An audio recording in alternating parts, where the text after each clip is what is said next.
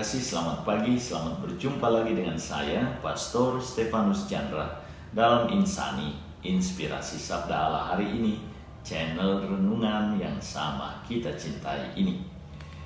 Adapun tema renungan kita pada hari ini, Senin 12 Desember 2022 adalah otoritas karya. Mari kita awali permenungan kita ini dengan sebuah doa singkat. Dalam nama Bapa dan Putra dan Roh Kudus. Ya Yesus yang baik, selamat pagi. Terima kasih untuk hari baru ini. Terima kasih untuk undangan suci-Mu guna mendengarkan sabda-Mu. Layakkan kami menjadi wadah yang kokoh dan subur bagi sabda-Mu. Engkau yang hidup dan meraja bersama Bapa dan Roh Kudus, Allah memerintah kini dan sepanjang masa. Amin. Bapak, Ibu, Saudara-saudariku yang terkasih dalam Yesus Kristus, perikopa yang akan kita renungkan bersama pagi ini diambil dari perikopa Injil Matius pasal 21 ayat 23 sampai 27. Mari kita bacakan bersama-sama. Pertanyaan mengenai kuasa Yesus.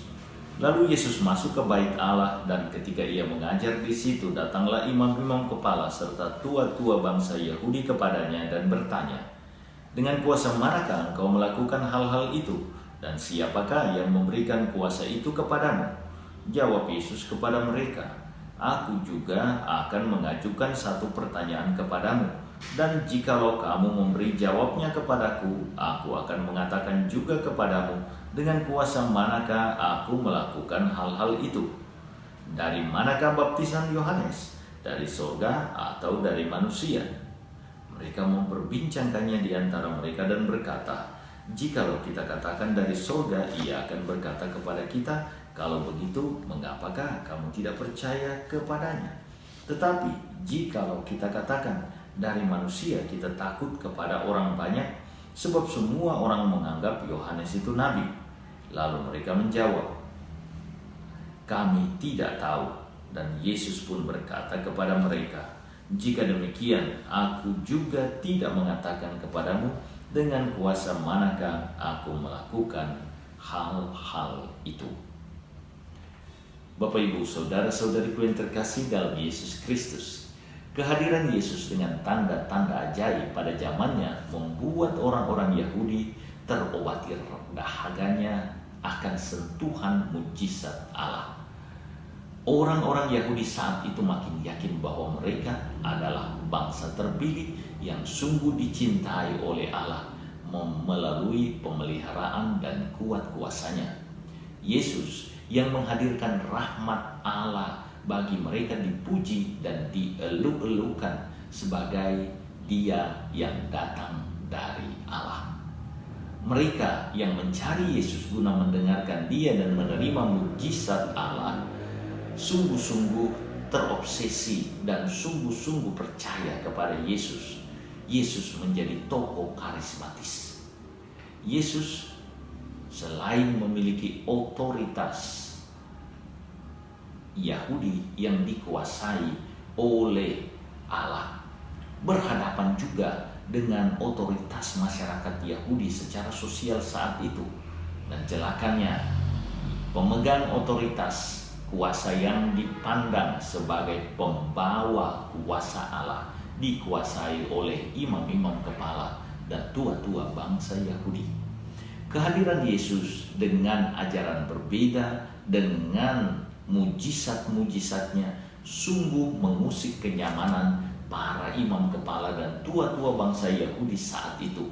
Kedatangan para imam kepala dan tua-tua bangsa Yahudi kepada Yesus yang mempertanyakan asal kuasa Yesus adalah gugatan mereka terhadap Yesus.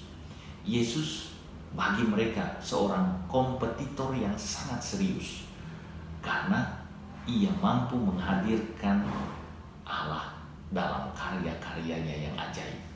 Kehadiran Yesus dan mujizatnya jelas menunjukkan bahwa kuasa Allah besertanya, sekaligus juga menggugat klaim para imam kepala dan tua-tua bangsa Yahudi yang dipercaya oleh masyarakat Yahudi saat itu sebagai pembawa dan pemegang otoritas ilahi. para imam kepala dan tua-tua bangsa Yahudi merasa lebih berhak untuk menghadirkan otoritas ilahi dibanding Yesus yang hanyalah anak seorang tukang kayu sederhana dari desa Nazaret di Galilea. Merekalah pemegang label resmi yang dapat menentukan seorang tokoh sungguh diutus oleh Allah atau tidak. Para imam kepala dan tua-tua sebenarnya adalah simbol ketertutupan Israel akan karya Allah dalam hidup mereka. Pertanyaan Yesus terhadap imam-imam kepala dan para tua-tua tentang asal praktek pembaptisan yang dilakukan oleh Yohanes Pembaptis adalah sebuah tantangan dan arahan Yesus kepada mereka. Tantangan karena mereka harus membuka mata bahwa Yohanes adalah utusan Allah walau tidak ada otoritas yang diberikan kepadanya oleh para imam kepala dan kaum tua-tua. Artinya satu, Allah mau memilih dan mengutus siapa saja yang dikehendakinya untuk menyampaikan keselamatannya. Allah bebas menentukan dan menetapkan siapa saja yang dipandangnya cocok untuk menyampaikan kehendaknya.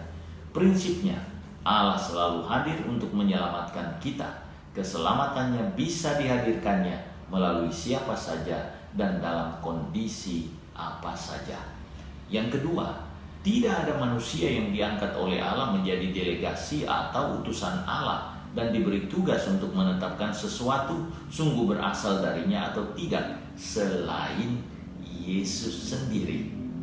Perikop bacaan Injil hari ini mau mengingatkan kita bahwa Allah penentu segalanya. Ia bebas menghadirkan kuasanya melalui siapa saja yang dikehendakinya. Semoga kita terbuka bahwa otoritas kuasa Allah dihadirkannya melalui orang-orang yang dipilihnya dan terutama melalui putranya yang diutusnya sendiri, yakni Yesus Kristus. Semoga kita beriman atas pilihan Allah ini.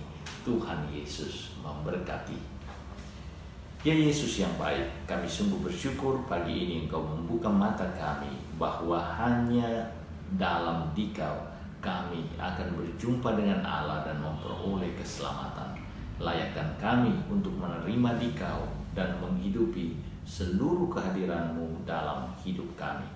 Engkau yang hidup dan meraja bersama Bapa dan Roh Kudus Allah memerintah kini dan sepanjang masa. Amin. Tuhan bersamamu. Berkat Allah turun melimpah atas saudara-saudariku, keluarga saudara-saudariku, pekerjaan dan usaha saudara-saudariku, Bapa, Putra, dan Roh Kudus. Amin.